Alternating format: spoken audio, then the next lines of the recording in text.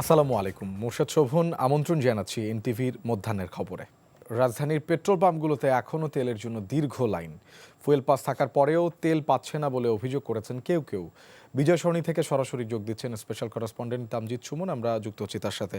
Tamjid, petrol পাম্পে তেল সরবরাহ কেমন দেখছেন? যেমনটি বলছিলাম যে ফুয়েল পাস থাকার পরেও যে গ্রাহকরা তেল পাচ্ছে না, এই বিষয়ে পাম্প কর্তৃপক্ষ কি বলছে?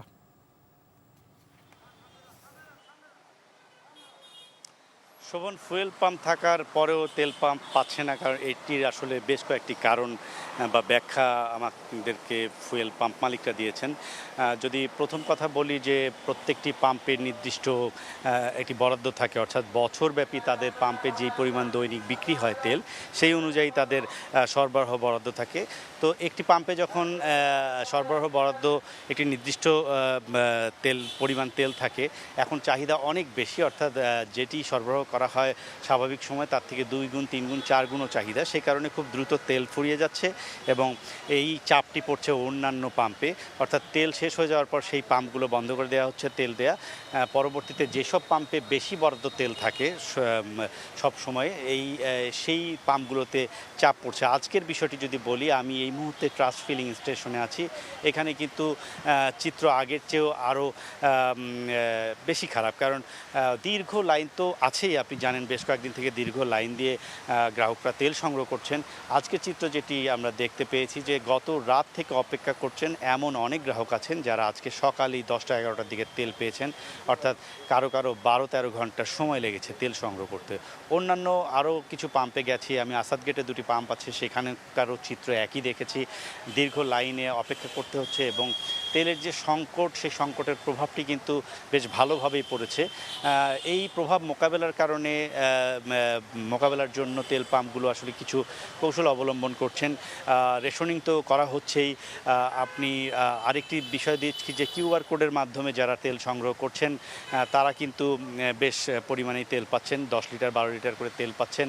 এবং আরেকটি বিষয় যে এই ফুয়েল পাস যারা সংগ্রহ করছেন, অর্থাৎ এই অ্যাপসের মাধ্যমে যারা এটি ডাউনলোড করে ফুয়েল পাস দিয়ে পাম্পে আসছেন, তারা কিন্তু মোটামুটি ট্যাঙ্ক ফুল করে তেল নিতে পারছেন এবং তারা যাচ্ছেন। কিন্তু সার্বিক চিত্রটি আসলে যদি বলি তাহলে কিন্তু বেশ ভোগান্তিতে পড়েছেন গ্রাহকরা, কারণ গ্রাহকরা ঘন্টার পর ঘন্টা দাঁড়িয়েও যে তেল পাবেন এই নিশ্চয়তা পাচ্ছেন না। কারণ যারা পেছনের দিকে সিরিয়ালে তারা কিন্তু জানেন না যে কখন পাম্পটিতে তেল শেষ হয়ে যাবে, কারণ আপনি যখন 5-6-7 ঘন্টা দাঁড়িয়ে শেষ পর্যায়ে এসে দেখবেন যে আপনি তেল পাচ্ছেন না, তখন কিন্তু হতাশার জায়গাটা আরও বেশি চরমে ওঠে। তো সব মিলিয়ে আসলে এই যে গ্রাহক ভোগান্তি সেটি কিন্তু বেড়েই চলেছে। আমি গত সপ্তাহের তুলনায় 2-4 দিন আগে যা ছিল তার তুলনায় আবার আজকে এই গ্রাহকদের যে ভোগান্তি সেটি কিন্তু আমি বাড়তি ভোগান্তি দেখছি। তবে পেট্রোল পাম্পের যারা মালিক আছেন, কর্তৃপক্ষ আছেন, তারা চেষ্টা করছেন তাদের সাধ্যমতো রেশনিংয়ের মাধ্যমে তেল সরবরাহ করার, এবং তারা বলছেন যে ডিপো থেকে তারা তেল পাচ্ছেন, তাদের বরাদ্দে কিন্তু তেল পাচ্ছেন। তবে যাদের বরাদ্দ কম সেই সব পাম্পগুলো আসলে বিপদে পড়েছে এবং এই সরবরাহ সমস্যা হচ্ছে। তো আমার কাছে এই ছিল পেট্রোল পাম্পের সর্বশেষ চিত্র। দর্শক, আমরা জানছিলাম তেল সরবরাহের খবর। হাম নিয়ে উদ্বেগ ও দুশ্চিন্তা এখনও কাটেনি। প্রতিদিনই হামের উপসর্গ নিয়ে হাসপাতালে ভর্তি হচ্ছে শিশুরা। সবশেষ 24 ঘন্টায় হামে আরও 3 শিশুর মৃত্যু এবং নতুন করে 1108 শিশুর সংক্রমণের তথ্য জানিয়েছে স্বাস্থ্য অধিদপ্তর। হাম পরিস্থিতির খবর জানাতে যাচ্ছি সহকর্মী নাহিদ প্রিন্সের কাছে, যিনি আছেন বাংলাদেশ শিশু হাসপাতালে। নাহিদ, নতুন করে হামে আক্রান্তের কি তথ্য রয়েছে আপনার কাছে, এবং হাসপাতালগুলোতে আসলে এই যে এত সংখ্যক শিশু ভর্তি হচ্ছে, সেখানে তারা পর্যাপ্ত চিকিৎসা সেবা পাচ্ছে কিনা?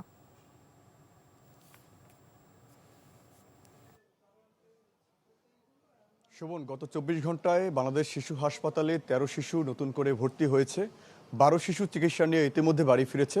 আপনি যেটি বললেন যে তারা পর্যাপ্ত চিকিৎসা পাচ্ছে কিনা, কারণ এখানে যে 18টি বিভাগ রয়েছে, হাম, ডেঙ্গু, তারপরে থ্যালাসেমিয়া, সব কিছু বিভাগ কিন্তু এখানে রয়েছে সব শিশুদের জন্য। সেখানে কিন্তু তারা বলছেন যে বেড সংকট অনেকটা রয়েছে।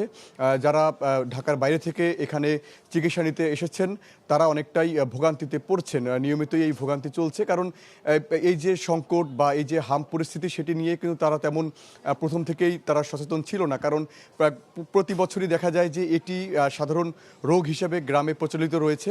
তো এই ভেবে কিন্তু তেমন এইবার যে রোগীর মৃত্যু সংখ্যা বা শিশুদের মৃত্যুর সংখ্যা সেটি কিন্তু এই বিগত কয়েক বছরে কিন্তু দেখা যায়নি। তো এই বিভাগ কিন্তু তেমন একটি করা হয়নি যে বেড তারা ব্যবস্থা এরকমভাবে রাখেনি। তাই আসলে অনেকটাই বেগ পেতে হচ্ছে তাদের, কারণ গত এক মাসে 198 শিশু মৃত্যুবরণ করেছে এই হামে। তাই এখন উদ্বেগ কিন্তু অনেকটা বেড়েছে। তারা বলছেন যে তারা যথেষ্ট চিকিৎসা সেবা নিশ্চিত করছেন। অভিভাবকরা বলছেন যে তারা তাদের সন্তানদের চিকিৎসা সেবা নিশ্চিত করতে পারছেন, কারণ বেশিরভাগই সিভিয়ার পর্যায়ে রয়েছে রোগীর সংখ্যা। আর 4 মাসের শিশুরাও এখানে কিন্তু বেশি ভর্তি আছে, 4 মাস থেকে 6 মাস। কারণ চিকিৎসা শাস্ত্র কিন্তু বলা আছে যে 9 মাসের উপরে শিশুদের মূলত হাম হয়, এর কম বয়সী শিশুদের হাম হয় না। তবে যেহেতু তারা অপুষ্টিজনিত রোগে কিন্তু বেশি ভুগছে, কারণ চিকিৎসকরা বলছেন যে ব্রেস্ট ফিডিং কিন্তু এখানে খুব গুরুত্বপূর্ণ মায়েদের ক্ষেত্রে। যেসব শিশুরা অপুষ্টিজনিত রোগে ভুগছে তারা অনেকেই তারা পর্যাপ্ত পরিমাণ মায়ের বুকের দুধ পাচ্ছে না, তাই এইসব শিশুরা বেশি আক্রান্ত হচ্ছে। এছাড়া ভিটামিন এ ক্যাপসুল করা যায়নি গত 2000 পর থেকে ক্যাপসুল শিশুদের মাঝে নিশ্চিত করা যায়, তাই আসলে এইসব শিশুরা বেশি আক্রান্ত হচ্ছে। দূর দূরান্ত থেকে শিশুরা তাদের অভিভাবকদের সঙ্গে এই হাসপাতালে আসছেন হাম উপসর্গ নিয়ে। তো এই ছিল আমার কাছে সবশেষ। দর্শক, রাজধানী ঢাকা থেকে হামের প্রাদুর্ভাবের খবর জানাচ্ছিলেন সহকর্মী নাহিদ প্রিন্স। এবারে যাব কুমিল্লায়, সেখানে আছেন আমাদের স্থানীয় প্রতিনিধি মাহফুজ নান্টু, সরাসরি যাচ্ছি তার কাছে। মাহফুজ, জানছিলাম ঢাকায় হাম পরিস্থিতির খবর, কুমিল্লায় হাম আক্রান্ত রোগীদের কি অবস্থা, চিকিৎসকরা কি বলছেন?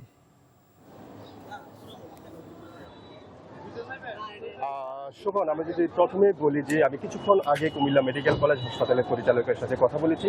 তিনি জানিয়েছেন যে এখন পর্যন্ত যে দুটি বিশেষায়িত ওয়ার্ড রয়েছে হাম আক্রান্তদের জন্য, সেখানে 93 জন শিশু কিন্তু চিকিৎসা নিচ্ছেন। তবে সেটা কিন্তু আসলে বলা যায় যে অনেকটা গাদাগাদি করেই তারা চিকিৎসা নিচ্ছেন। এখানে পর্যাপ্ত পরিমাণ বেড নেই, অনেকেই মেঝেতে শুয়ে বসে যেখানে জায়গা পাচ্ছেন সেখানে কিন্তু তারা চিকিৎসা নিচ্ছেন। তবে আমি সর্বশেষ যেই তথ্যটি আমরা পেয়েছি জেলা স্বাস্থ্য বিভাগ থেকে, যে এখন পর্যন্ত আরও 23 জন হাম আক্রান্ত শিশু কিন্তু কুমিল্লা মেডিকেল কলেজ এবং জেনারেল হসপিটালে কিন্তু ভর্তি হয়েছে। এবং সব মিলিয়ে কিন্তু বলা যায় এখন পর্যন্ত কুমিল্লা জেলায় 600-র অধিক হাম আক্রান্ত শিশু ও হাম আক্রান্ত হয়ে চিকিৎসা নিয়েছেন। এবং এর মধ্যে একদমই প্রকোপ যখন শুরু হয় তার প্রথমেই কিন্তু 3 জন শিশু হাম আক্রান্ত হয়ে ঢাকায় প্রেরণ করা হলে সেখানে কিন্তু তারা চিকিৎসাধীন অবস্থায় মারা যায়। যে বিষয়টি এখন বলা দরকার সেটা হচ্ছে যে কুমিল্লায় যেসব শিশু এখন হামে আক্রান্ত রয়েছে তারা কিন্তু গত 1.5 বছরে হামের টিকা না পাওয়ার কারণে কিন্তু এখন এইটার প্রকোপ বেড়েছে বলে জানিয়েছেন কুমিল্লার যে জেলা স্বাস্থ্য বিভাগ এবং কুমিল্লা মেডিকেল কলেজের পরিচালক। তারা জানিয়েছেন গত 1.5 বছরে টিকা না পাওয়ায় কিন্তু হামের প্রাদুর্ভাবটা আবার বেড়েছে এবং এই সাথে সাথে কিন্তু অন্যান্য রোগেরও কিন্তু শিশুরা আক্রান্ত হচ্ছে।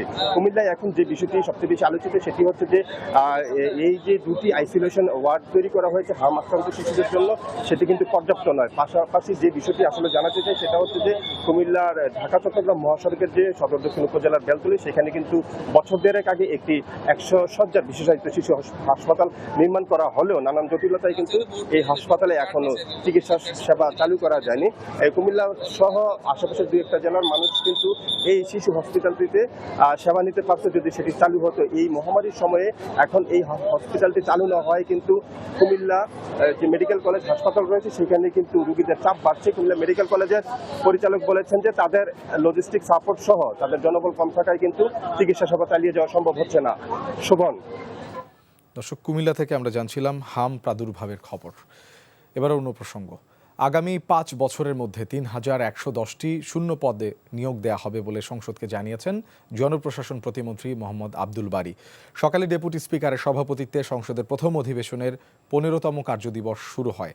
পরে চট্টগ্রাম 13 আসনের সরকারি দলের সদস্য সরওয়ার জামাল নিজামের টেবিলে উত্থাপিত তারকা চিহ্নিত এক প্রশ্নের জবাবে এসব তথ্য জানান প্রতিমন্ত্রী। তিনি জানান, শূন্যপদ পূরণের জন্য ইতোমধ্যে 6 মাস বা 1 বছর এবং 5 বছর মেয়াদী কর্মপরিকল্পনা প্রণয়ন করা হয়েছে। আগামী 6 মাসের মধ্যে জনপ্রশাসন মন্ত্রণালয়ের 2879টি, 1 বছরের মধ্যে 4459টি এবং 5 বছরের মধ্যে 3110টি শূন্য পদে নিয়োগ কার্যক্রম সম্পন্ন করা হবে।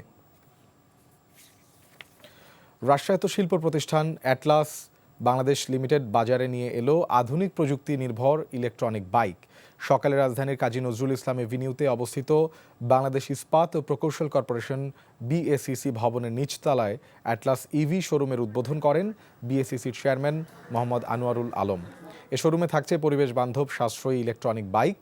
4টি মডেলের এই ইলেকট্রনিক বাইকে রয়েছে রেডিয়াল অ্যান্ড পাংচার টায়ার এবং ওয়াটার রেজিস্ট্যান্স সুবিধা।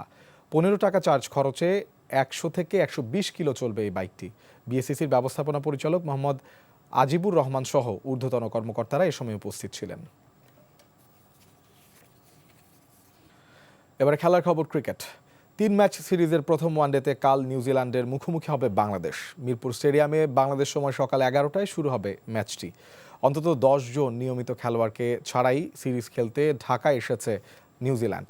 আইপিএল ও পিএসএল এর ব্যস্ততার কারণে তারকাদের অনুপস্থিতিতে এই সফরটিকে ভবিষ্যৎ গভীরতা ও শক্তি বাড়ানোর এক দারুণ সুযোগ হিসেবে দেখছেন অধিনায়ক টম ল্যাথাম।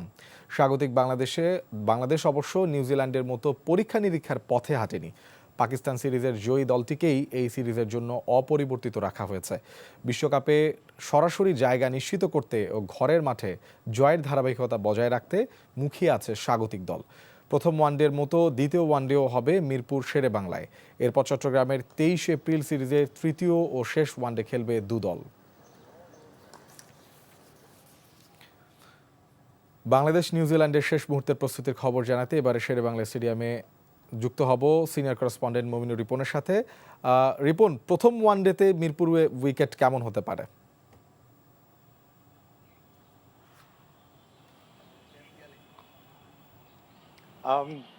চিরচারিত যে অভ্যাস রয়েছে বাংলাদেশের, যে নিউজিল্যান্ড, অস্ট্রেলিয়া বা ইংল্যান্ড আসলে যেরকম স্পিন উইকেট বাড়ানোর যে একটা প্রবণতা থাকে, সেটি থেকে কিন্তু সম্প্রতি বাংলাদেশ সরে এসেছে। আমরা গত পাকিস্তান সিরিজে দেখেছি স্পোর্টিং উইকেট হয়েছে এবং এবারও সেই স্পোর্টিং উইকেটের সম্ভাবনাই আমরা দেখতে পাচ্ছি। এটার যথেষ্ট কারণ রয়েছে, কেননা পেস আক্রমণে বাংলাদেশ এখন যথেষ্ট শক্তিশালী এবং আক্রমণের দিক থেকে যদি দেখি তাসকিন, মুস্তাফিজ, নাহিদ রানা, তাদের কাছ থেকে প্রত্যাশাটাও যেহেতু অনেক বেশি, সেজন্য আসলে স্পিন উইকেট না বানিয়ে এই সময় স্পোর্টিং উইকেটটাতেই বাংলাদেশ বেশি আগ্রহী হবে। এবং যদি একাদশের কথা জানতে চান, সেক্ষেত্রে এতটুকু বলা যায় যে দল যেরকম শক্তিশালী সাজিয়েছে বাংলাদেশ, একাদশও ঠিক শক্তিশালী সাজাবে। এখানে আসলে বেঞ্চের শক্তি পরীক্ষা করে দেখার সুযোগ খুব একটা বাংলাদেশের জন্য ঠিক এই সময় থাকছে না, কেননা আইসিসি 2027 বিশ্বকাপের জন্য বাংলাদেশকে 9 নম্বরের মধ্যে থাকতে হবে। সেই জায়গা নিশ্চিত করার পরেই কিন্তু বাংলাদেশ আসলে বেঞ্চের যে শক্তি সেটি পরীক্ষা করে দেখতে পারে। তার আগে হয়তোবা সেদিকে যাবে না বলেই প্রধান নির্বাচক আমাদেরকে জানিয়েছিলেন। তো সেই হিসেবে বলাই যায় যে পাকিস্তানের বিপক্ষে যে একাদশ ছিল সেটি খেলতে পারে এবং সম্ভাবনা সেটাই বেশি। ওপেনিংয়ে সাইফ হাসান পাকিস্তান সিরিজে 3 ম্যাচে খুব একটা ভালো রান করতে না পারলেও প্রস্তুতি ম্যাচে বাংলাদেশের যে দল রয়েছে নিজেদের মধ্যে তারা যে প্রস্তুতি ম্যাচ খেলেছিলেন, সেখানে তার 138 রানের যে ইনিংসটি তাকে আবারও উদ্বোধনী জুটিতেই রাখার জন্য যথার্থ তিনি প্রমাণ করেছেন। এবং সাথে রয়েছেন তানজিদ হাসান তামিম, যিনি নিয়মিতভাবে ওপেনিং করছেন এবং তার প্রতি দল যথেষ্টই ভরসা রাখছেন। লিটন দাসের যে জায়গাটি ছিল, তিনি 4 নম্বরে পাকিস্তান সিরিজে খেলেছেন। অভিজ্ঞতার বিচারে তাকে আসলে সেই জায়গাটায় নামানো হয়েছে, কেননা সেখানে নির্ভরশীল এবং অভিজ্ঞ ব্যাটসম্যানকেই চাচ্ছিলেন নির্বাচকরা। তো সেই জায়গাটায় লিটন দাসই থাকছেন।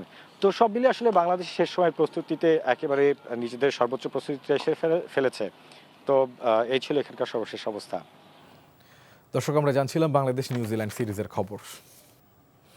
এ ছিল মধ্যাহ্নের খবরে। এই খবরের ভিডিও সহ আপডেট জানতে ভিজিট করুন এনটিভি অনলাইন www.ntvbd.com। এছাড়াও এনটিভির জনপ্রিয় সব অনুষ্ঠান ও খবরের আপডেট জানতে ভিজিট করুন আমাদের ইউটিউব ও ভেরিফাইড ফেসবুক পেজ। 2টায় দুপুরের খবর দেখার আমন্ত্রণ রইল। ধন্যবাদ সবাইকে।